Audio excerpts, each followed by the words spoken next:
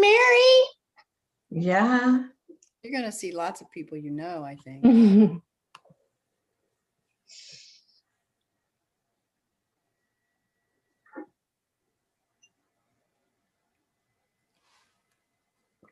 For once, I don't have coffee.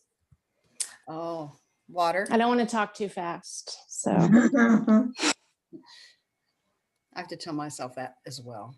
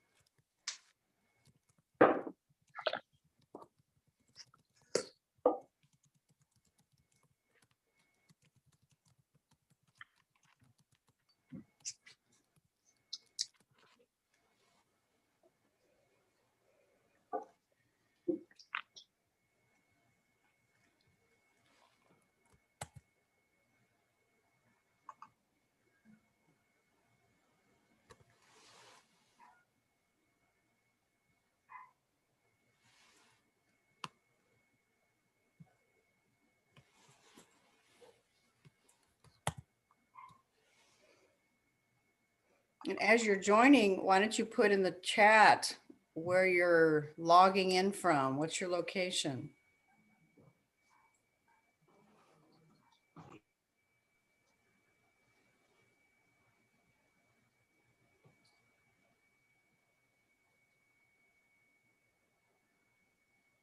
Cape Cod. Oh, one of my favorite vacation places, Deborah.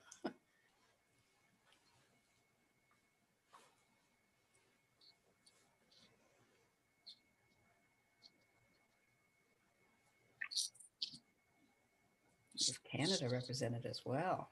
San Francisco, Santa Fe, Oregon, Springfield, PA, Pennsylvania, Minneapolis.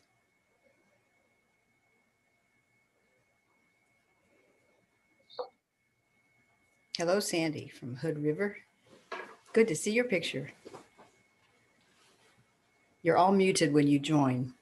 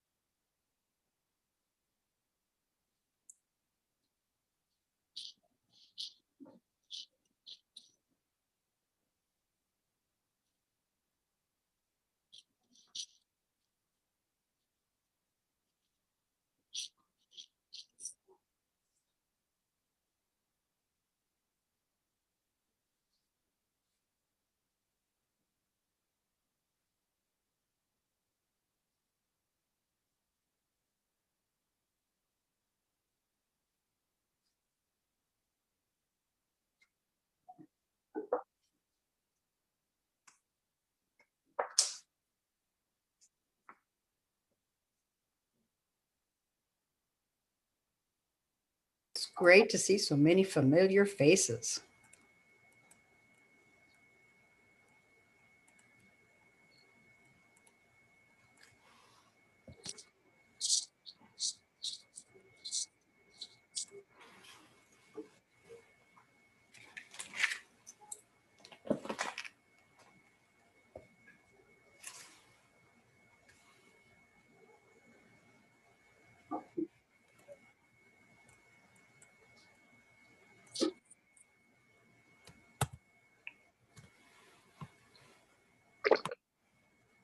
Okay, according to my iPhone, it's time to begin.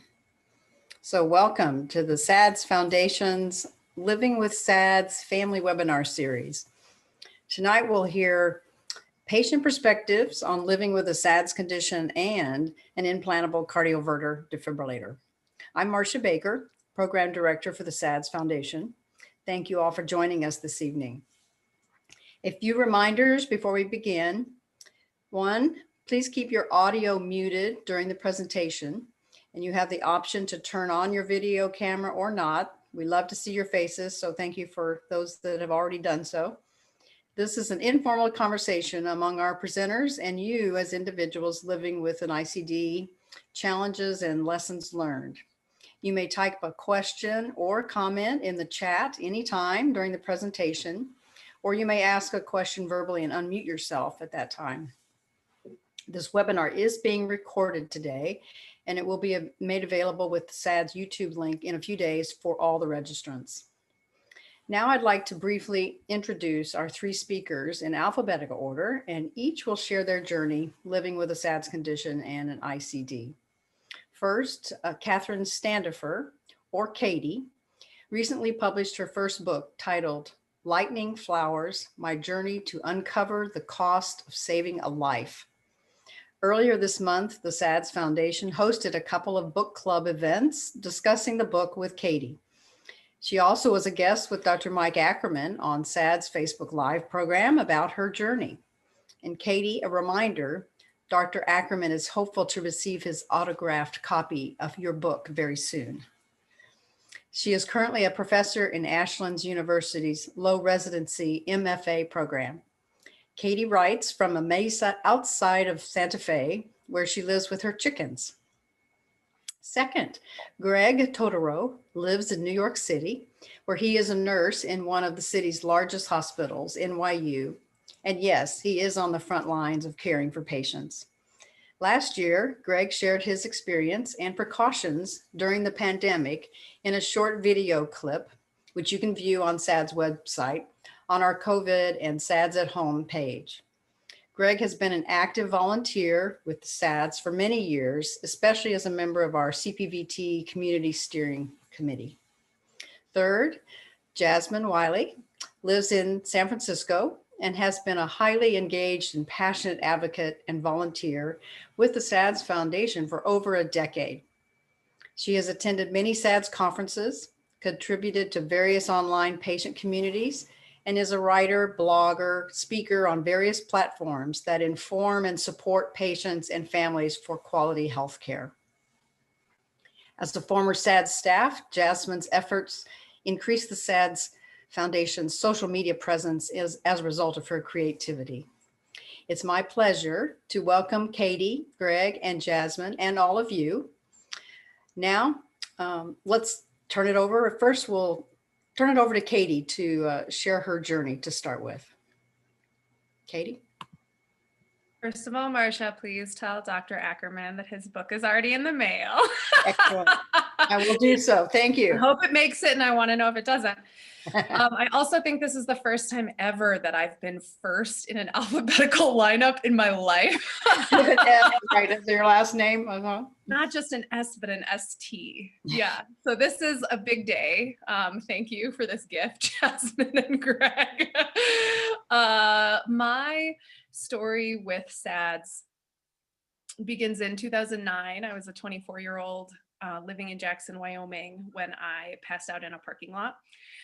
And when I came to, I was pretty sure I knew what it was. My younger sister, Christine, had started going into cardiac arrest about 1.5 years previously when she was just 18 and a freshman at University of Colorado. And it took, she was very lucky. She had quite a few of what Dr. Ackerman calls death attempts before we figured out what was going on. And so she had her first ICD placed in December of 2007. But I was living fairly far away. I was uninsured. And so I did not, I had not had an EKG at the time that I passed out. So that began a pretty tumultuous 5 months in which I was at first advised that I would be fine just on beta blockers by a cardiologist in Salt Lake. And then when I received a second opinion, because living on beta blockers was so disorienting and physically challenging for me, the second opinion did advise that I have an ICD placed. And so the next question became, how do you get an ICD in 2009, pre-Affordable Care Act, without insurance? And in order to do so, I moved to Boulder, Colorado, where my younger sister was, because her surgeon pledged to help me. So then there were a set of quieter years after the ICD was placed in October 2009. In terms of the ICD, I did experience sepsis about 6 months after my device was placed, and we didn't think that it was related to the device, but it certainly was suspicious to be 24 and really, really struggle to beat severe sepsis. But then there was an actually quiet period until 2012. And in 2012, I stopped taking beta blockers. One of the tensions in my story that may come up for other folks, or maybe less so, was really the sense that a lot of the care being offered to me was not tailored to who I was and where I was. And so I understood you couldn't just stop taking beta blockers overnight, but I also didn't have access to a physician who would supervise me in that. And so I took myself off beta blockers, not necessarily medically recommended, I should just say, but it was about 2.5 months after that I ended up taking 3 shocks to the heart that turned out to be not necessary shocks. And that really changed the course of my life. It really created in me a fresh wave of really thinking about, what is this device in my body, and what is my relationship to it? And it really kicked off my book project in a particular way. So starting in 2012, I began looking into where the minerals that are in the ICD could have come from in terms of the supply chain. And as kind of an academic exercise, was studying mining, visiting factories where the device was actually produced. I visited both the Scottsdale St. Jude Medical Facility and the Sylmar, California St. Jude Medical Facility. And so I was sort of studying my ICD and writing about my experience. And then in 2016 had the rude awakening that my story was actually not over. I was on a flight and suddenly felt this strange buzzing and realized it was my device telling me that it had low battery. And so I had just transitioned onto an Affordable Care Act plan post grad school and had to sort of figure out where I was going to get the device replaced. And in the process of doing that, 3 months later, I learned that my wire, my right ventricular lead wire, had been crushed between my clavicle and first rib.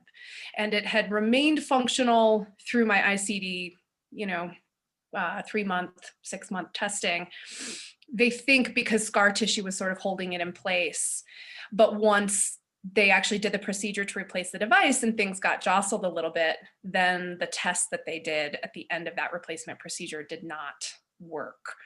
So, they rolled me to an x-ray and were able to see the breakage on the x-ray. And then the question became, do we fix it now? Meaning, do we put a new wire in? I potentially needed a new device because they didn't know where the electricity that had been generated in that test had necessarily gone, whether it had sort of fried the device or not.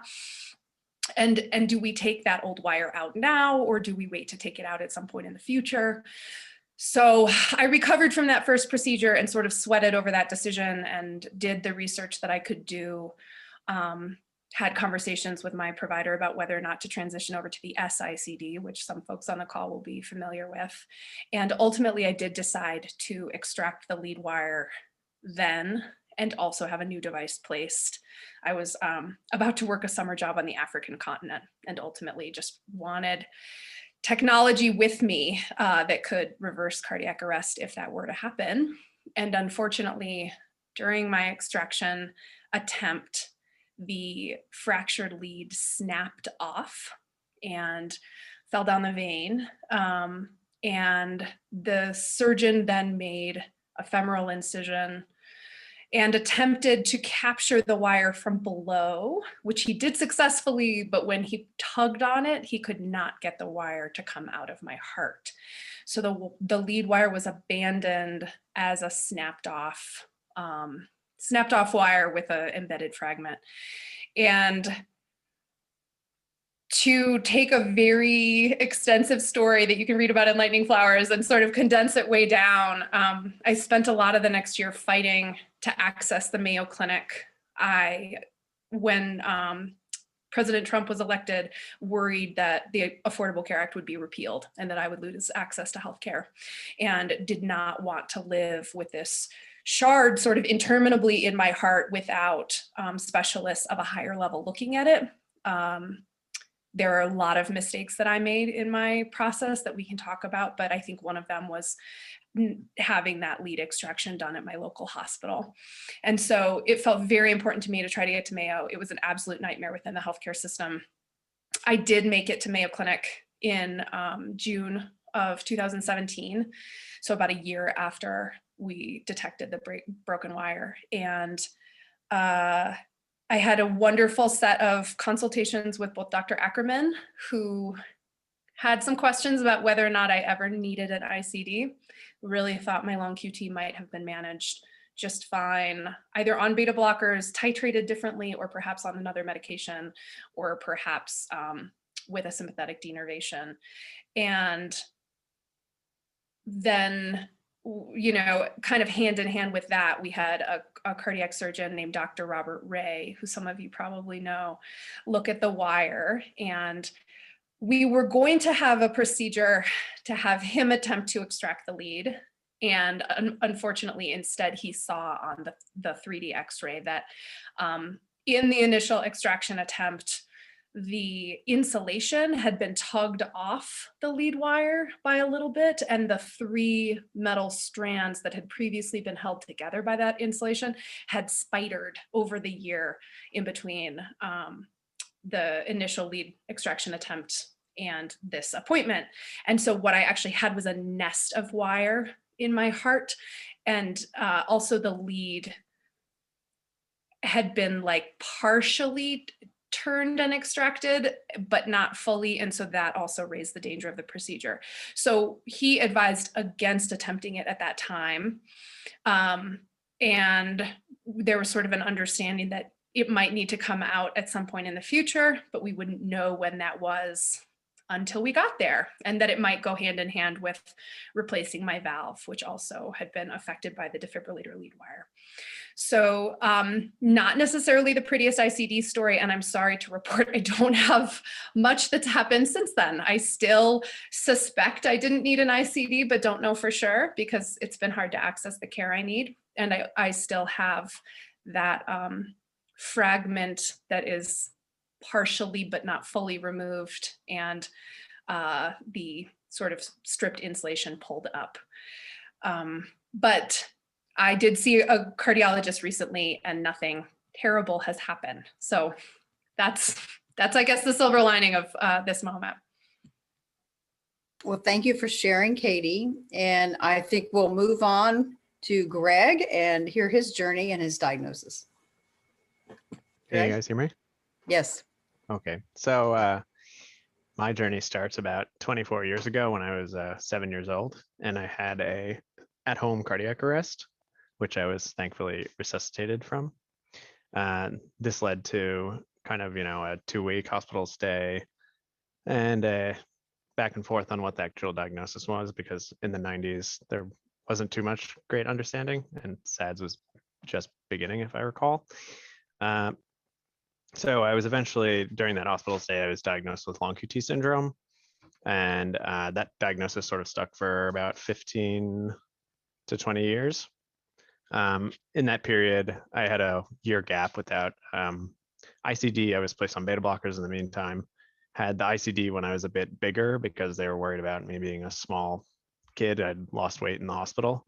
Then over the next maybe 15 years, I had the plethora of ICD failures and complications ranging from, go to the doctor and there's just no ICD there. The leads had the battery had failed, so I needed to get it replaced. To, pocket infection, to 2 lead fractures, to recalls requiring explantation, and eventually I settled on a device that worked for 8 years and had a routine replacement, and then like 11 months later the lead fractured again. So I think I've had 7, I've lost count of the surgeries, but I think I've had 7 ICDs. For most of that time I was kind of annoyed about the presence of the ICD because I didn't have symptoms and it was decently well controlled with, I guess, probably extensive restrictions and beta blockers. I had a couple of inappropriate shocks when I was younger because of like that T-wave double sensing that the ICDs can do, where it's like counting twice that it should be, which ended up discovering one of like the fractures, but that was okay. And then I think it was in 2012, I finally had, not finally, but I had an appropriate shock. And then a year or two later, another appropriate shock. So I finally became happy that I had an ICD because it totally saved me.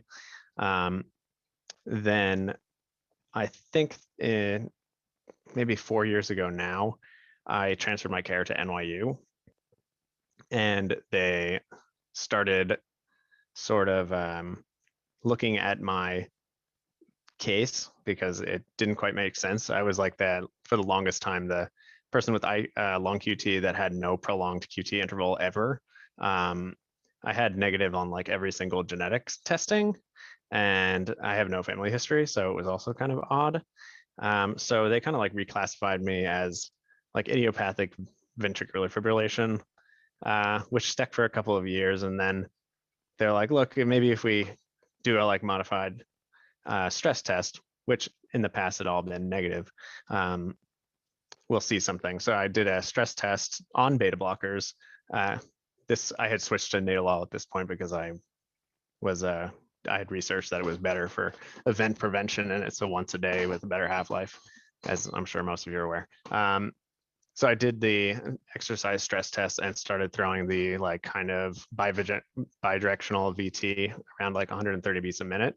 And then my doctor was like, oh, you actually probably have CPVT.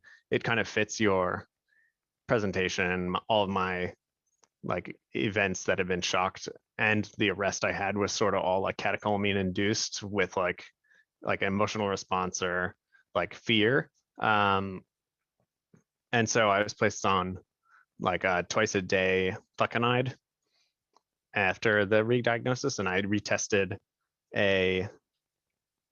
like a month later and just perfectly clean stress test.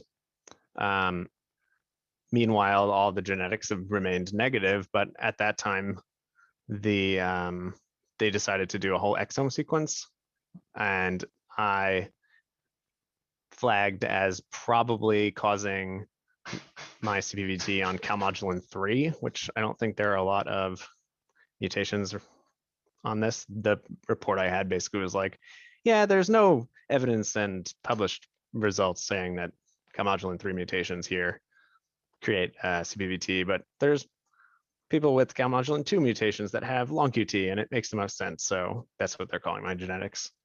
And since then, I've sort of just been status quo. ICD has been working good. I think I'm, knock on wood, since 2014. So however long that is with the current ICD and leads. And I'm stable on meds, so I haven't had events since those 2 I mentioned. And I don't live an entirely stress-free life, so they seem to be working. So that's where my story ends. Or Thank you. I've reached the end of the current phase. There you go. Thank you. We'll come back to you. Jasmine, your story. Yes. Hi. So my introduction to long QT syndrome was I had a cardiac arrest in my bed when I was 24 years old. Thankfully, I do not sleep alone. I was beside my husband who was sleeping, and he woke up, called 911, gave me CPR, taken to the hospital, was given therapeutic hypothermia treatment, and all of that drama of the first many days.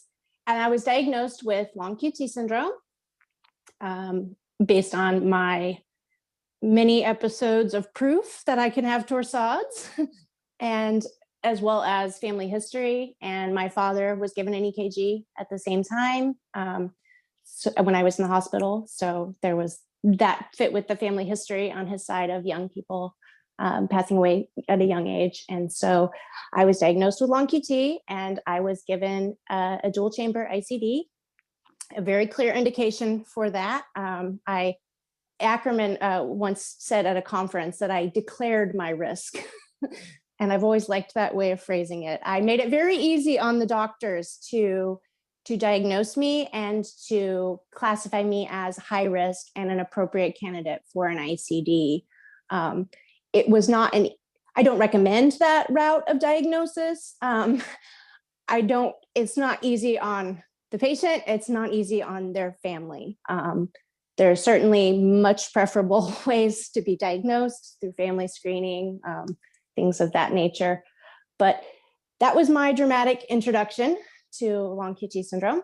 And I had a recovery associated with my cardiac arrest. And I'm very fortunate that I made a good recovery, that, no one thinks of me as someone who went without oxygen for 10 to 15 minutes.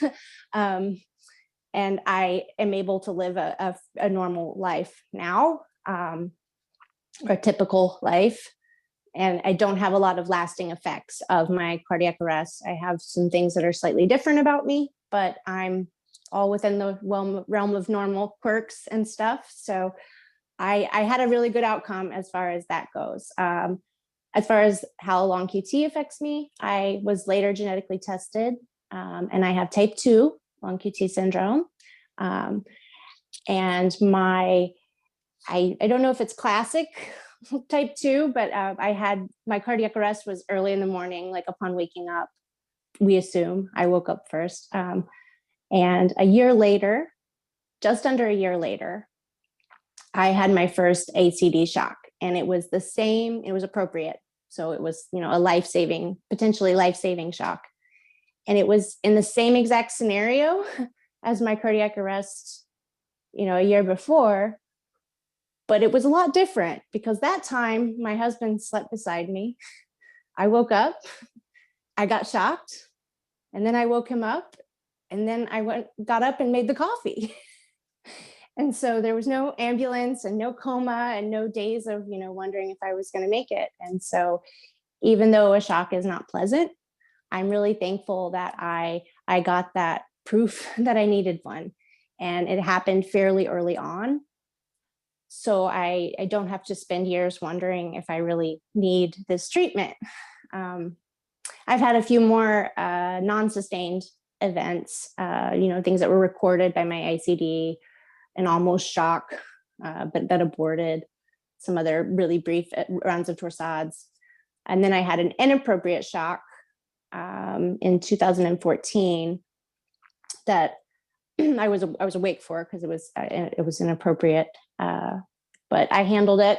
I knew what to do. I knew, how to handle it. I waited 3 days until my clinic was open and stayed calm and dealt with it as calmly as possible, because it's often the mental aspect of shocks that are such a huge thing for people in their lives. Everyone deals with it differently, but I knew that all I had to focus on was just being as calm as possible and getting through until I got some answers and work with my doctor on if my programming needed adjusted or whatnot. I am probably not considered well treated for long QT syndrome. I am well protected from dying, but by having an ICD, but I don't tolerate beta blockers. And so I made a mutual decision with my doctor at the time to come off of them. I was not even able to tolerate a subtherapeutic dose. So I had an exaggerated sort of response to being on beta blockers, and didn't have a good quality of life. So we adjusted my pacing I am paced about 40% of the time to keep my heart rate above 60 beats per minute, which seems to be helpful at possibly helpful at preventing the right circumstances for me to have an episode if something triggers it. And that's really the only preventative measure I have in place, besides, you know, caution with meds and electrolyte imbalance and all the normal sort of things. And everything has been really calm on the heart front as far as, you know, therapy from my device. I'm paced for bradycardia, and I haven't had any events in years.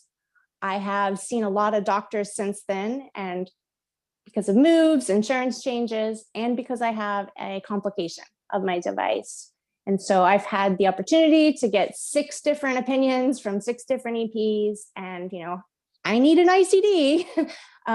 Just because I haven't had any events in a while, the potential is still there. And I don't have any other treatments in place that are preventing me from having an episode of torsades that's possibly would need defibrillated. So I know I need it. I'm really confident that I need it. I know the diagnostic standards and, you know, the indications and all of the medical guidelines and stuff as well. And I know that I am, you know, the ideal sort of candidate for an ICD. And I'm glad. I'm really glad that I know that because I have a complication called thoracic outlet syndrome. It's not life-threatening. It's certainly life-altering. It affects the nerves going to my arm. And so I have nerve pain down my arm. I have muscle wasting in my hand.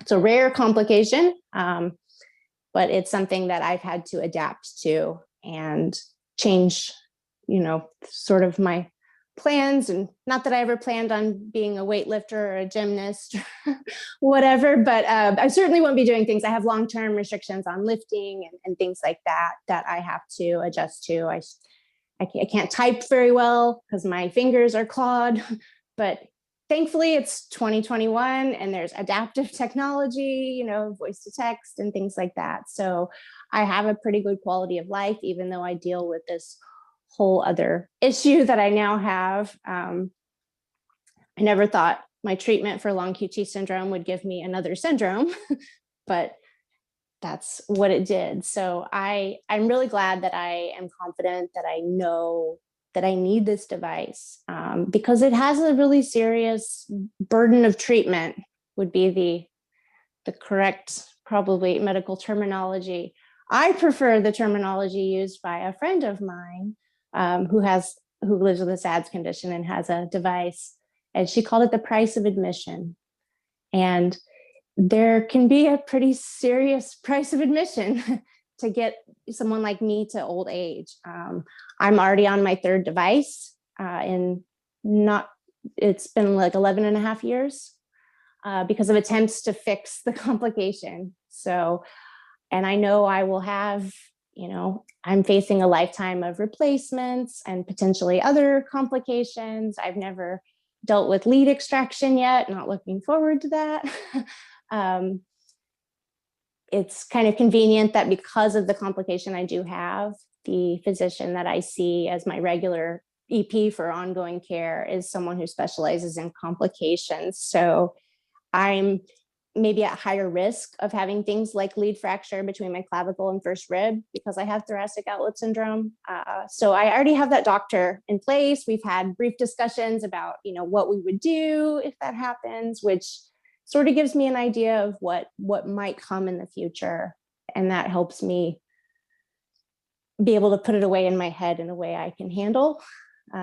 So that's where I am at with my journey with this. The other part of my journey with living with an ICD, ironic name choice, is I have been really involved in peer support, mostly on Facebook. And I am the administrator of a cardiac arrest survivor community, which has grown to around 4,000 members, which is just wild. And we're now working with some researchers on cardiac arrest outcomes. I'm on an international advisory committee for a research project, which is really exciting. And I also moderate the Living with an ICD Facebook group, which is, I think around 10,000 members. So it's a really active group. And it gives it an interesting perspective. I, of course, do not read every post there, but I am a moderator. So I deal with, things I get alerts for, problems, if someone sends me a message about things. So I do quickly scan a lot of the posts there. And I get a sort of a broad perspective of what different experiences are with living with an ICD. And of course, it's a self-selected group of patients. There's not a lot of 95-year-olds who live in a nursing home on Facebook. So it does skew young. It also skews towards the posts. People tend to seek out support when they need support for something. So I like to sum it up as it's the opposite of the brochure.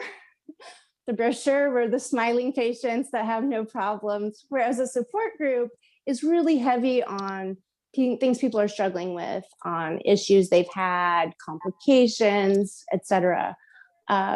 So it's good to keep that in mind. If you're someone, I think peer support is amazing, and I think it is certainly not a replacement for our medical care, but it's a great supplement to it that can help us be more informed and feel less alone, and know what questions to ask our doctor, or know when something's not right with our medical care by seeing how it is for others. There's a lot of benefits to it, but it's also important to keep in mind with that kind of peer support, and also listening to these stories today, that, when you hear a few stories that are everybody has problems, everybody has complications, it doesn't mean that everybody does. It's still, it's not that every single person that has an ICD or lives with these conditions has, these nightmare situations. It's just we tend to pay attention when we hear those. And so it is important that patients are properly identified as who needs one, because the risks of these devices are pretty serious. They can even be life-threatening, but the benefits are great. That's, if you need one, you need one, and it's your best option. And so it's really important that people are identified as being good candidates or not. And it's also, I think, important for us that live with devices to keep in mind that just because you can have problems doesn't mean you will. You might be one of those people who live for 50 years and never have any issues, just get routine replacements, and that would be ideal. So I'm glad that I don't like having an ICD.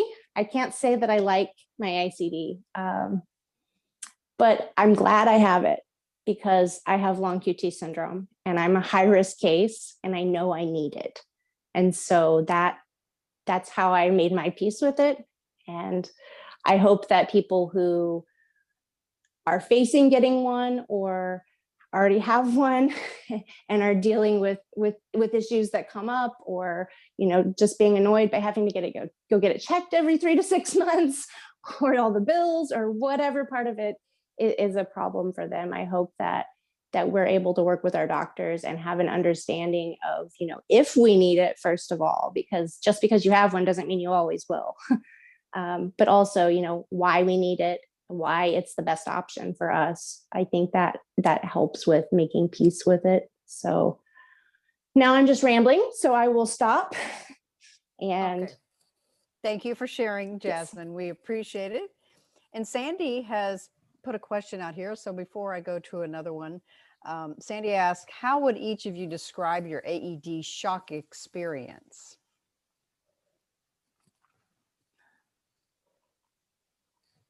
Do we mean ICD shock? Mm-hmm. Yes. Okay. She says AED, but I'm sure she means ICD. Okay. Yeah.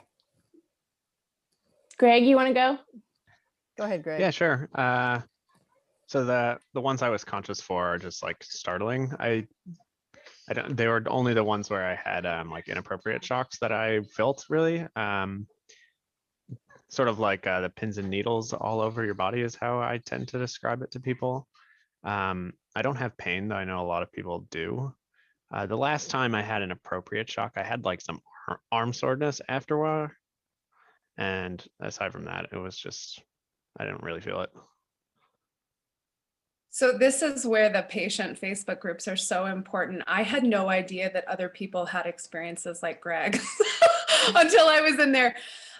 Because for me, and I think my sister as well, you know, the first thing she said about it when she was preparing me was, there's no way you wouldn't scream if you felt it. And for me, it was otherworldly. It was like I thought someone had kicked in my spine. I truly could not understand what was happening to me. My hands became claws with the electricity. And it felt like I'd been hit in the back with a maul, you know, those really heavy axes. And the sort of like thump and then deep burning. And, you know, I actually smelled burning after I took 3 shocks in a row, which were inappropriate, and I was awake. So, you know, my shocks were really life-changing. It was an experience in my body that was unlike anything I'd ever experienced before, and deeply haunting, deeply terrifying. So I love the context that Jasmine is giving in terms of the way that just because one person is having an experience doesn't mean that that's the experience everyone has. I was stunned and honestly really had a lot of grief understanding that it was possible to take shocks to the heart that were less horrifying, really, than what I had experienced, because what I experienced shaped my life. So I think we can go ahead and say that it's potentially my experience that we need to like throw some grains of salt in, as potentially the person who both doesn't need the device and who has had a lot of worst case things. So I liked what you said, Katie, about that it had a profound effect on your life to get shocked. Me too, but in sort of the opposite way. One thing I don't mention a lot, it's not necessary to the story, but I have a lot of memory loss after my cardiac arrest. So I didn't, my memory maker was not at full functional capacity. So I forgot a lot of time afterwards. And so I actually don't remember the first shock, but I wrote about it. I told people about it. So I have a meta memory of that. And my way of dealing with it, because it was in such contrast to a year prior, which was extremely life altering for me and for my husband and for everybody that was, you know, involved and cared about me to see me on life support, you know. And then I got shocked in bed and was fine afterwards. I mean, it wasn't pleasant, but it was something I could then carry on with my day, make a phone call to my doctor's office, send a transmission, and carry on with my day. And that it was such a contrast to when I had a cardiac arrest and I didn't have a device. And so it took away some of the fear that I had about getting shocked, because I had read the descriptions, you know, getting kicked in the chest by a horse, you know, all the descriptions that were terrifying for me. And then I was inappropriately shocked. I was awake for my appropriate shock, maybe on the cusp of losing consciousness, but I was still awake for it. And it was appropriate because appropriateness is determined by rhythm, not whether you're awake. And then I had the inappropriate shock a few years later, which I remember now. So I can speak better to that experience. And it was just as I had described the first one. It was sudden and dramatic, unlike anything I had ever experienced before in my life. I had no doubt in my mind that I had just been shocked, because it wasn't something I could mistake for, you know, this is a migraine or something. You know, I knew it was something very not normal. And so I knew I had been shocked. My body jerked, just like, you know, when you see someone get externally fibrillated and their body jerks, that happened. And I saw a bright flash in my vision, and then was fine. And it all happens within a split second. And so I dealt with it fairly calmly. The second time, I think because I sort of knew what to expect. I had read so many patient stories by that point. I had been moderating a community. I knew how to handle it, and that I think helped me to deal with it. Not my favorite thing to experience, but if I have to choose a shock over a cardiac arrest without one, then bring on the shocks. I would prefer no more inappropriate ones. That's not worth it. You know, if you can't say this shock possibly saved my life, it's a lot harder to put it away as a pleasant experience. And so I am glad that I've had one appropriate one, and I hope I have no more inappropriate ones. I hope I don't need any more appropriate ones, but I will take them over not having a device. And we're getting lots of comments in the chat section. Randy said it felt like he was kicked in the chest by a horse and he was conscious. Franz pointed out she's had inappropriate and appropriate shocks, very scary and concerning, but not incredibly painful. And several pointed out they only last a few milliseconds. So let me ask, what has been the most challenging aspect of having your ICD?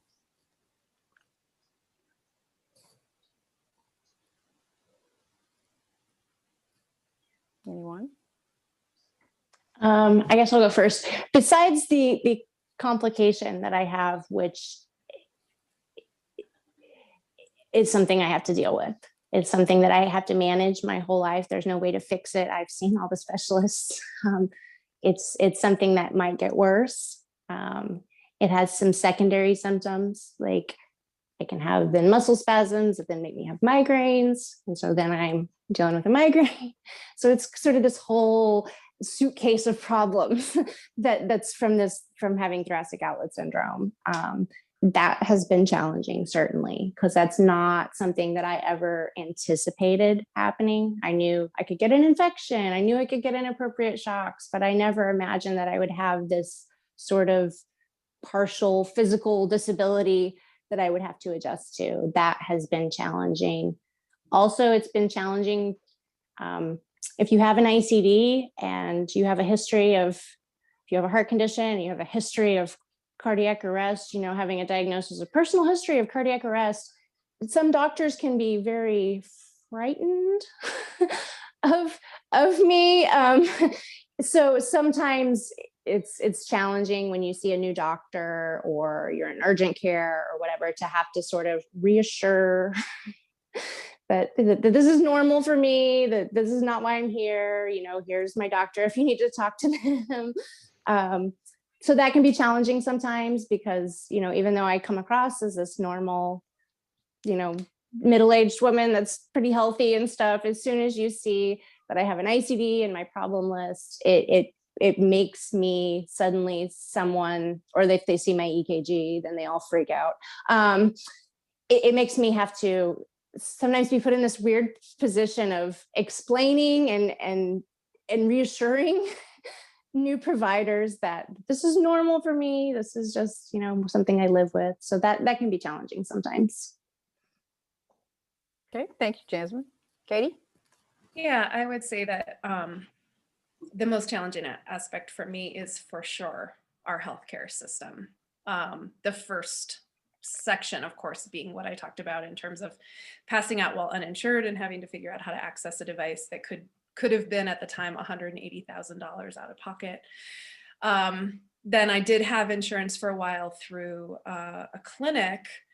And then I was able to get insurance through grad school for a while and then on the Affordable Care Act marketplace. So I have had access to insurance since then, but I have repeatedly run into providers whose treatment is really just inappropriate for someone of my stage of life. Providers who see a lot of patients who are just a lot closer to the end of their story than to the beginning. who didn't seem to have any kind of awareness of what it would mean to give me, in very like casual, flippant ways, these recommendations, which, so I don't think I explained before, I was actually working as a ski instructor and hiking guide, a climbing teacher at the time that I first passed out. So it's like, I make my living through my body, and I was told, you should probably never swim again. I was told tennis and light golf might be nice. There's just a real like tone deafness to the way that care was coming across. And, you know, I've had a provider who was really unable to span the gap between beta blockers and some of my other healthcare needs, like receiving a diagnosis of ADHD halfway through my 20s, and really like what it has meant to wrestle with long QT and not being able to take something like Ritalin, and how do you walk that path. And since having access to Dr. Ackerman and the Mayo Clinic, however briefly I had that access, it just made clear to me that there actually are a lot more routes than I was available to, and there was care possible in which someone really like looked you in the eye and tried to understand who you were as a person, and how a SADS condition could be worked with to still create some sense of thriving. I mean, Jasmine, I feel like is really gesturing toward the places that, you know, we all are humans, and we all end up losing things we love at some point in our lives, whether just through natural aging processes or prematurely because of a diagnosis. Like there are sometimes decisions we have to make that are really hard, or things we have to live with that are hard to swallow. And yeah, to have a practitioner who really listens to your story, who slows down, who brainstorms it, who makes sure that your story is being run through all of the latest research before those final recommendations are made. That's what I started to experience at the Mayo Clinic that I had never experienced before. And a lot of my experience has been both the way seeking access to care within the American healthcare system created its own woundings. I have a lot of medical PTSD that have to do with calling billing offices and fighting with insurance companies and trying to get paperwork to go through and receiving collection notices. And that all sounds so mundane, but I'm sure a lot of you know the way it adds up within a person's nervous system is really profound. So the sense of like there being a separate injury from the system itself and what it takes to work through it. And then also the injury of having a lot of practitioners who don't make you feel seen, which then again, in a nervous system context, for me has created trauma, fight or flight reactions, because it's like, if you don't see me, you can't save my life, right? If you don't see me, you can't give me a life that is mine to really live. And so having this failed lead extraction surgery, one of the things that happened in that story was that I had done all this research, read a lot of academic papers. I understood that you really should only do lead extraction surgeries at major surgery centers where practitioners were doing that procedure over and over and over, that it was much higher risk if that wasn't true. And I asked my provider about it, and that EP told me that there was someone who did the procedure who traveled through the area and that he would be booking that man. And that didn't actually end up happening. My EP ended up performing that procedure. And I have always wondered if that is part of why the wire snapped, and part of why he was not able to retrieve the shard, and part of why I am in further danger now. And that practitioner did not come to see me after the failed procedure, did not come explain what happened. I was sort of left lying in this bed trying to develop a femoral clot and in a lot of pain and in a lot of disorientation. And I'm sure some of you have also come out of anesthesia without the anti-nausea meds because they're on our drugs to avoid list for long QT. And so I just really had this horrifying experience without the practitioner present. Not that I needed him to apologize for the procedure failing so much as I needed to see him witness me in the full arc of what it means to tend to a patient and to choose this technology. That this baggage is not, it's not just like a light little side effect over here. It really changes who a person is and how they live their life. And I had trauma in my body because of that surgery for many years, that it took a lot of work and a lot of different practitioners, from body workers to trauma therapists to energy workers, to really move a lot of it out. Like, I'm very happy to say that I now can run again. And for a while, I could barely walk. I was having so much trouble in my hip where that femoral incision was. So I think between those two experiences and then this final experience of trying to make it to the Mayo Clinic and feeling like my healthcare was in the balance because of politics, and really worrying that my care was going to disappear while I had this unresolved problem in me, that has created just an experience that I don't think is necessary. I think what Jasmine spoke to, this idea that some of us are born with SADS conditions, those conditions are scary. Figuring out like what's the appropriate treatment and how do we support that patient and what do they actually have to give up in order to save their own life. Like that's the focus. And that's really different from all these layers of wounding and insecurity in terms of actually accessing the care that makes that feel a little bit more supported. Can I add something? Because I love what Katie said. I was just going to say that I absolutely have had bad experiences with the healthcare system, especially with this complication. I had one doctor, one EP, completely dismiss the problem as being symptom amplification, which is the medical way of saying hysteria. And that was hard. You know, I dealt with situations that were really challenging. It took me a long time with this complication to get appropriate care. But I'm really thankful that my introduction to all of this, which has certainly colored my experience with living with an ICD, with living with long QT syndrome, I had a really great doctor. My very first doctor was a really great one. I've seen 6 now, and he's still my favorite. My dad sees him now. I live on the other side of the country, so I can't. But he treated me. I said in my talk I did at Stanford Medicine X that he treated the patient sitting in his office, not a diagnostic code. And that's the kind of experience I want other patients to have that background and to have had some other good doctors along the way. It makes it less wounding, I think, when you encounter a bad one, because you know the good ones are out there. You just have to find them. And to have that start as a patient has certainly made this whole experience a lot easier on me. And I'm thankful. I feel really lucky that has been my experience with this, because it makes it easier to deal with, to know that I have good providers on my side. And I hope that other patients aren't hesitant to seek out second opinions and to move the earth to get them, like Katie did, so they can get the perspective on what they need for their treatment and all of that, what their options are. Okay, thanks, Jasmine. So Greg, do you want to add anything to the most challenging aspect for you of your ICD?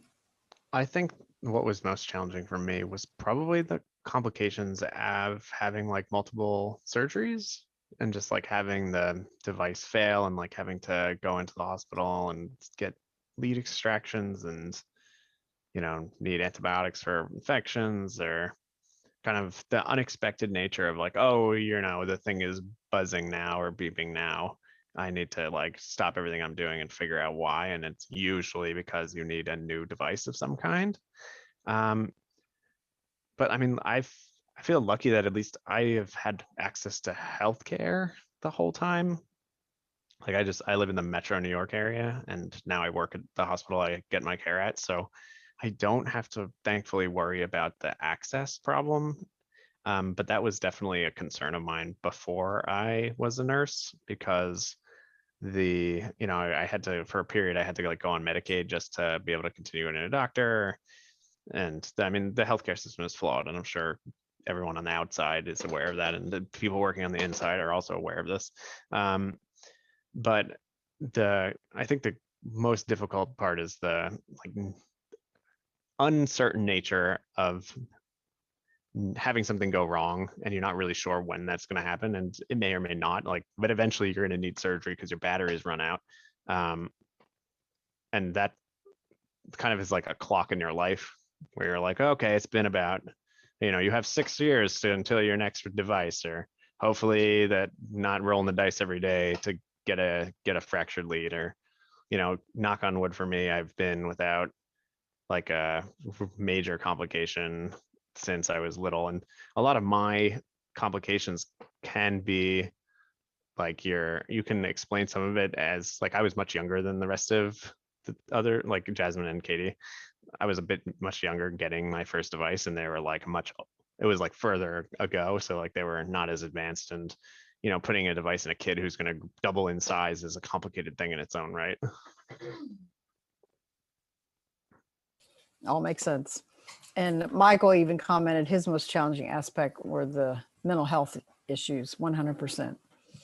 Yeah, and I don't want to like downplay how, like, I know it seems now that like I kind of breeze over my story where I'm like a kid and a teenager like with this, but it wasn't easy for me when I was like newly diagnosed from it, because there was really no information. There was no SADS Foundation supporting me. Like I was just kind of didn't really know what was going on, and it was just like artificial limitations placed on my life, which was frustrating and kind of upsetting.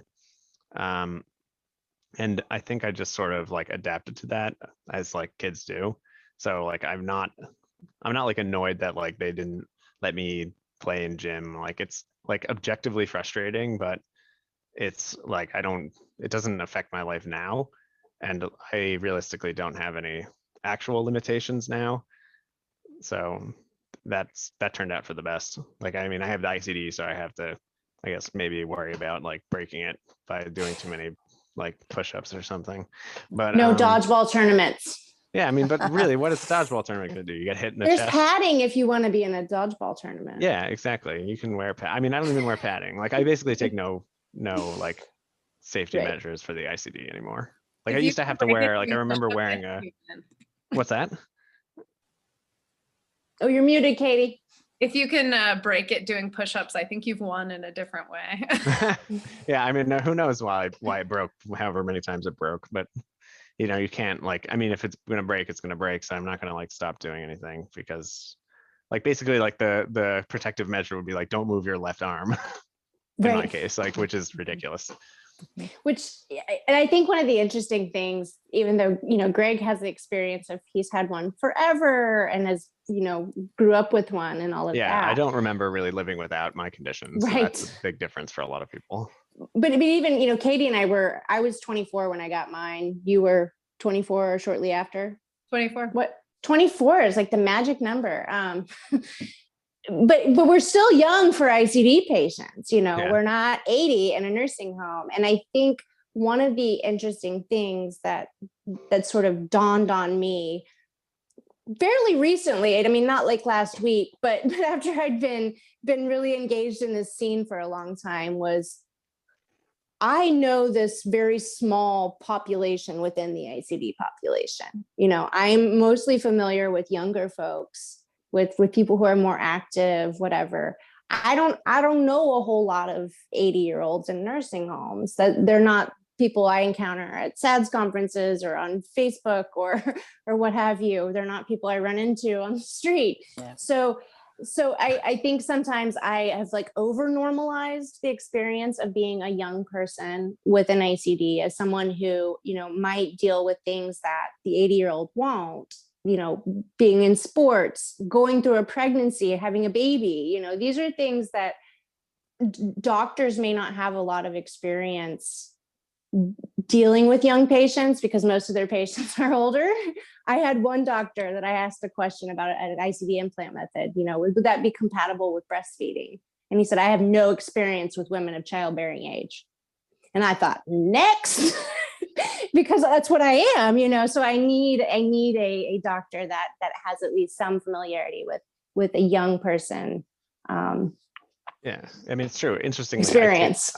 I take care of like the population we're not talking about all the time. Right.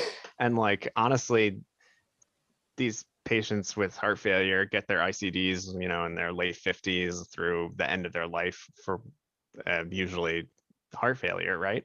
And their lives are not as affected by it at all because they're not as active. Usually they have disease processes that are limiting their quality of life or their activity tolerance prior to getting the ICD.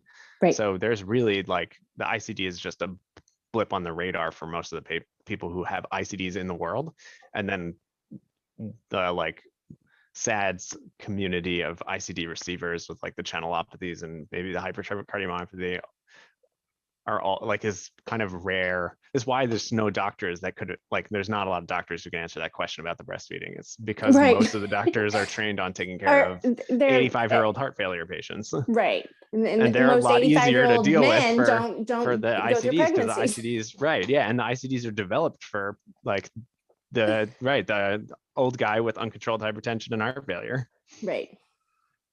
Okay, let's go on to our next question. Thank you all for your engagement. Our next question is, what lessons learned or advice would you give to others, like on this webinar, that are living with an ICD?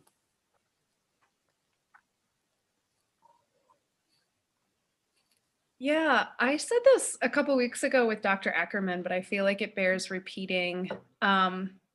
One of the pieces that I most want people to hear is that research has moved forward a lot in the last 10 years, even since I was diagnosed, and that doctors who make a decision pretty quickly or without a lot of I don't know. I don't want to demonize anyone who's doing their best for a patient.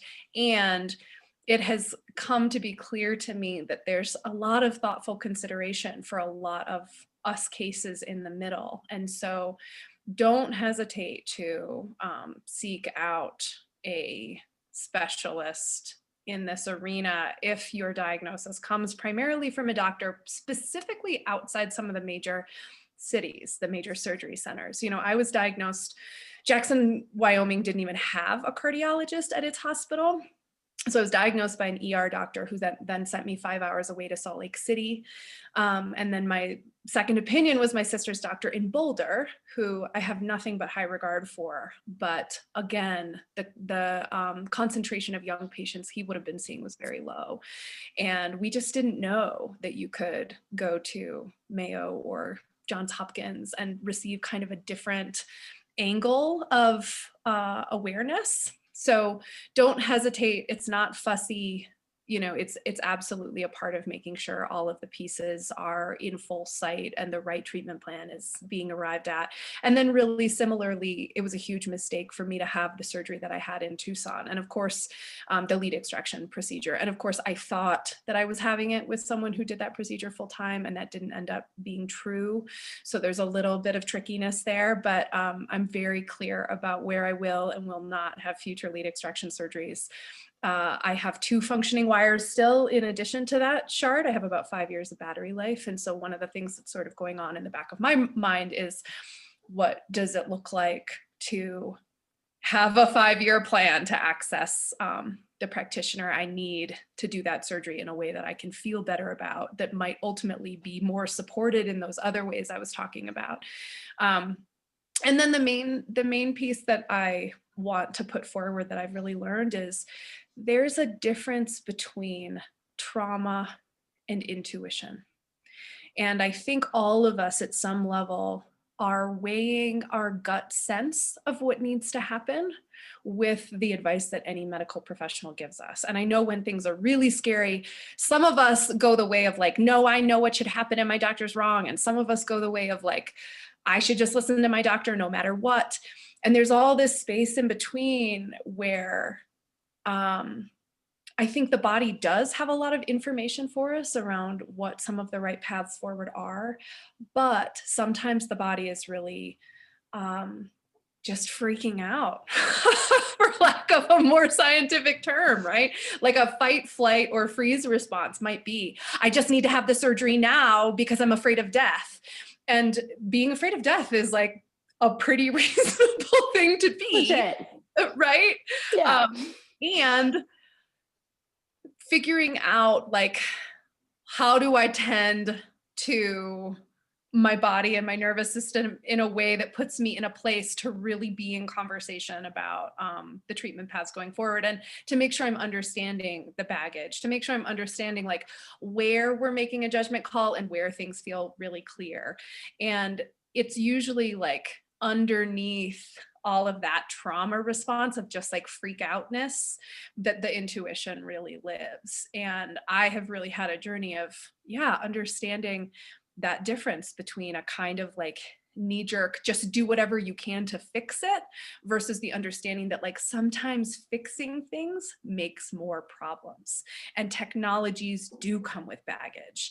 And if they're the right technologies, as Jasmine said, then you sort of take it in stride, right?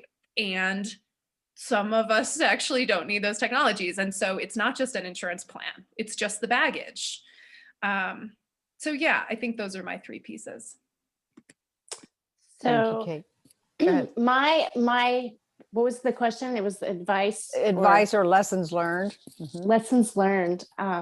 One would be to, and this is partly from my own experience and partly from, a decade of observing questions in a patient community about ICDs, is to seek out information on your own. Because, and that doesn't necessarily mean not your doctor. I just mean you have to take the step to say, I want information on this. I didn't get information on this, because reality is most device patients are given very little education. There's not enough time for their providers, the billing structure or whatever. And so it's something that we acquire the information slowly. Every time we go to a device check, we can ask a question, or we can go to the manufacturer website and look up things or whatever. But to be the one who takes that step of saying, I don't know the answer to this and I want to find out. And sometimes it might be something where you want to ask other patients what their experiences are. Sometimes you want the real answer from the manufacturer on, can I use this power tool? Sometimes you need to ask your doctor because it's related to your medical care. And doctors and clinicians in clinics aren't always the most current on ICD, especially related to like EMI, like, can I go through a metal detector? Recommendations change. There's a whole bunch of, biomedical engineers at device manufacturers. You can call them up. You can call the number on the back of your ID card or Google the number, but seek out that information, because a lot of times it seems people are afraid or limited in activities or things they can do because they don't have that information. They assume they can't, which is my second point. To try not to view things as I can or I can't, but rather, should I? So there may be things that you shouldn't do with an ICD or with a complication or with a SADS condition or whatever. But if you view it as I can't do this, I think that it sits in your head a little differently. I don't ask my doctor permission to live my life. I ask for feedback, for them to give me guidance because they went to school and they studied this, and I want them to be my partner in making these decisions about my life. But I don't view them as my boss, someone who gives me permission to do something. I'm an adult and I have autonomy and I can do whatever I want. There might be some things that I shouldn't do. But then it's my decision. And it is somehow, it sits differently in my head to think about things as should I or shouldn't I, rather than can or can't. So I would encourage people to learn to frame all of the questions that come up with an ICD. Can I do this activity? Can I use this tool? Can I go through airport security? Whatever it is, to view it as should I or shouldn't I, not can I or can't I. Well, and Michelle would agree with you in your first point about being your own advocate and seeking out information. She pointed that out as well. And Fran, who has been living with this for 29 years, also agrees in getting lots of information, seeking out as much as you can, etc. Okay. Let's see. Greg, what would you say as advice to others or lessons learned in your path? I think I'm not huge on like advice, but I think echoing what they've said about being your own advocate and trying to find as much information as you can that to help you like ask questions of your doctor. And I guess more real advice is go to a doctor in a major city because there's a huge difference. And go to a doctor who specializes in these conditions, because even amongst the electrophysiologists, they don't all take care of channelopathies. They mostly take care of people with AFib. So those two things, like try to figure out as much as you can on your own, ask informed questions of like a doctor who specializes in this area.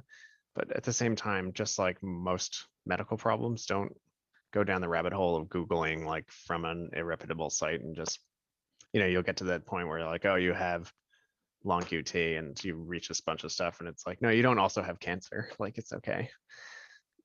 Just ask informed questions. Go to a real center for heart rhythm. Don't go to the doctor and like in the middle of nowhere. Unfortunately, most of the experts don't practice in the middle of nowhere. Great. You have to go to these huge Great. centers. That's right. Marsha, Great. can I add one thing? Go ahead, I Katie. think one thing that I really wish had been available to me at the beginning was mental health care specifically geared toward what it means to be a young person with a potentially fatal condition.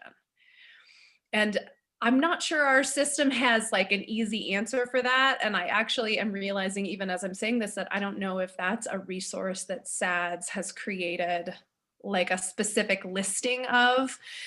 But it feels to me like, I forget who pointed out earlier that the mental health burden of this experience is like really on par with the physical aspect for some of us. And in particular, like my decision making, I think would have been really different if I had someone who knew the territory a little bit in terms of like what it means to make medical decisions when you've just had this big shock in your life, especially if you have another family member who's experienced something scary, who really like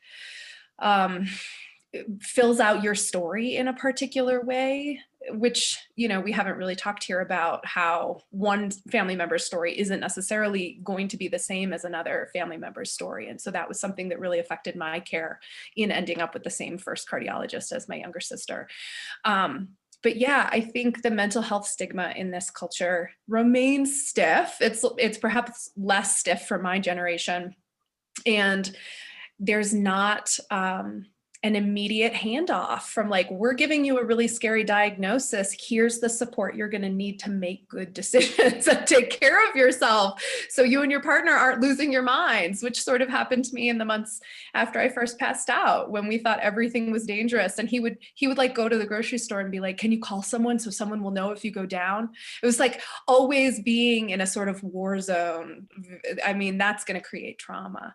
So yeah, I think we all need to work together to create ways of accessing those resources and to not feel bad about accessing them early and really allowing them to be supportive in the decision-making processes. Absolutely. Like I love that point of saying, to access them early. When I spoke earlier that I had some not great experiences with dealing with this complication with doctors, I felt like I was at risk of getting medical PTSD.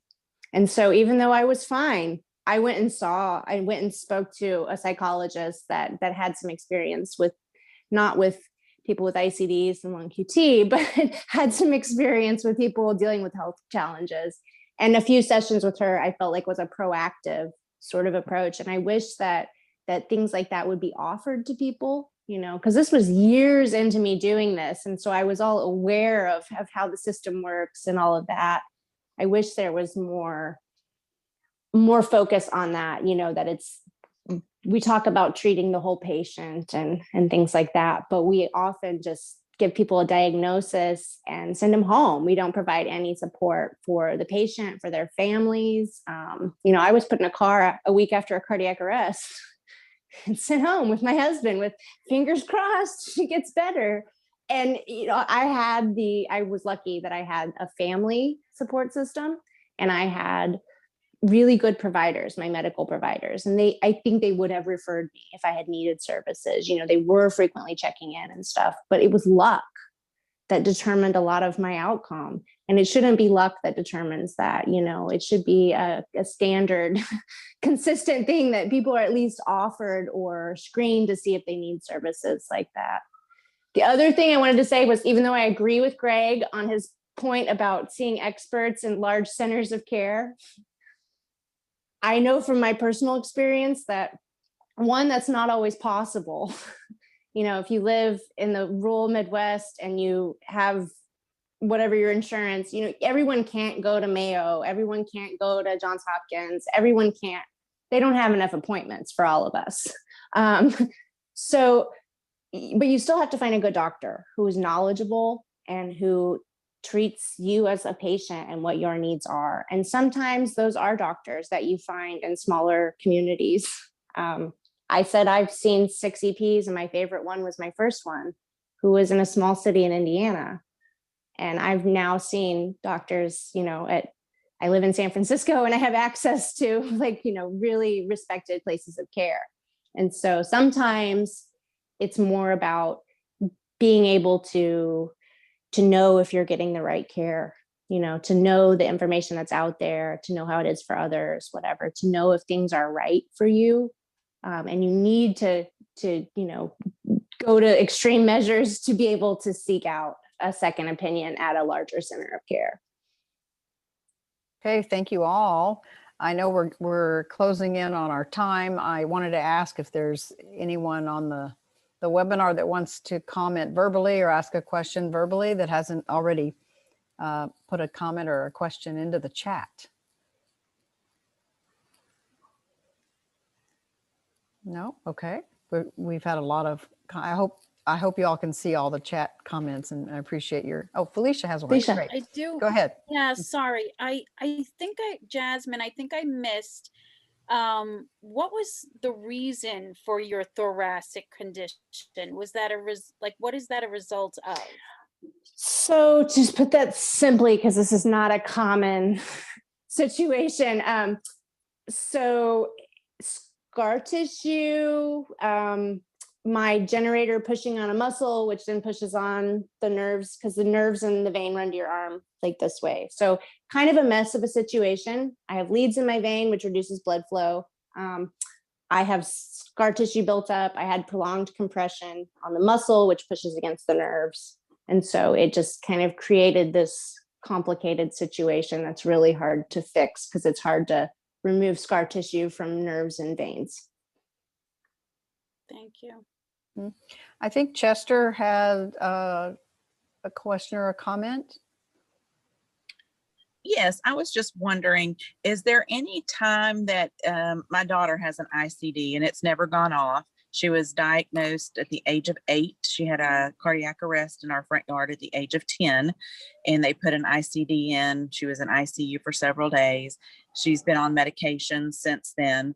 Her ICD has never fired. And I was just wondering, is there instances where they may take out the ICD where she could possibly not have that inside of her? Her numbers normally run around 580 to 610. So, I mean, we both have long QT, but I do not have an ICD, but she does. And now she's 21. That might be a question for a physician. But do I any would- of our panelists want to? I was going to say that might be a situation where going to a large center of care and seeing someone who sees a lot of patients, going somewhere like Mayo Clinic or one of the Vanderbilt or Johns Hopkins or whatever, seeking out a second opinion from a really experienced place of care might help you know your options better. Yeah, I mean, Okay. she's right. Like my understanding of the guidelines points to, if you have an arrest, you kind of buys you the ICD, and I don't know if that's changed, but it's honestly, my guess is that they're gonna There's say, few exceptions yeah, to that. it's gonna be a very slight chance. So Minimal. maybe, but it's not usual if you have the arrest. Right. And like you, Greg, she was diagnosed at a very young age. And we actually, our pediatrician who specializes in cardiology found it at the age of 6. And we went to Gainesville, and the physician there said, no, doesn't have it. And then her numbers kept getting higher. And the local pediatrician said, let's go for another second opinion. So then we went to a second opinion, and it was almost like a divine intervention, because the doctor that we were seeing was supposed to be the same doctor that we had seen 2 years previously. And then he ended up having a family emergency. So we saw his second in charge, and he was the one that actually diagnosed her, put her on the treadmill. She couldn't pass the stress test, and had a script for medications, AED, and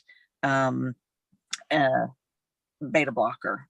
So anyway, she has not had any kind of stress test. They don't do any labs or anything like that with her right now. She's only had the device replaced once, never the leads replaced. And I mean, she's grown quite a bit since the age of 10 when they put it in. I think one of the things that might be, even if it's, not super likely with her history, that she might be able to not have an ICD. I don't know. A doctor would have to answer that, but it might be beneficial to her to see someone she's really confident in their opinion. Because when you're not super sure if you need one or not, Katie can probably speak to this better.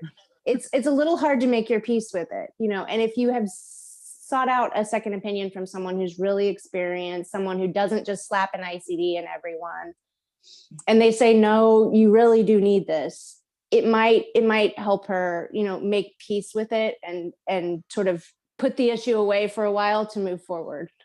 Definitely agree. Right. Yeah. And that mental health aspect, right, is a really important part of what it means to live with SADS.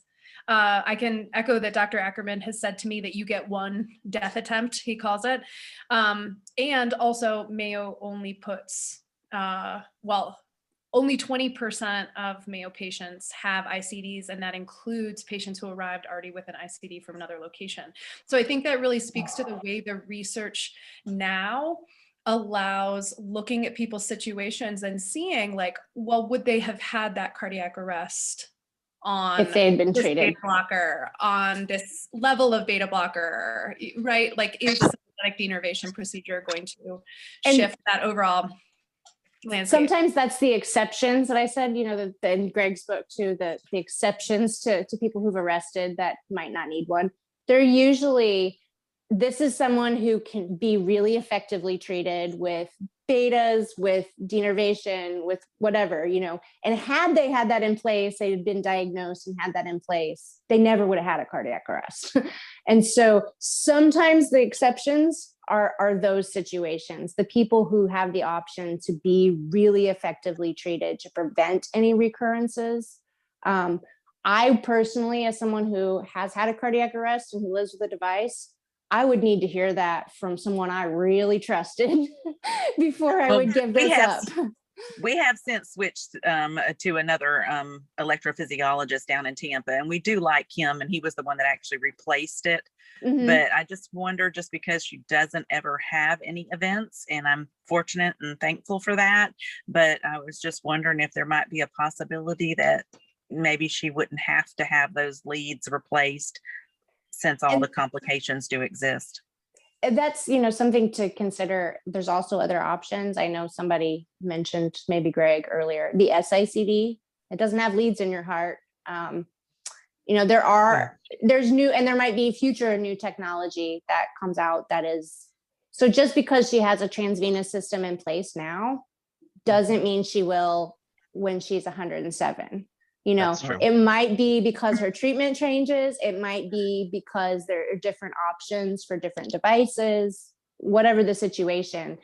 but you just have to take things as they come and Yeah, I'd make the agree best that- decision. Yeah, I mean, the technology Exactly. may change, but I think you should think of it as like, do you want her to live without that protection? Because really that's the protection that's going to save her. Is she already, like Jasmine was saying, or it was Katie, you had a death attempt already. Meds are not 100%. So you're Right. just Well, she like was on adding medication security. for 2 years.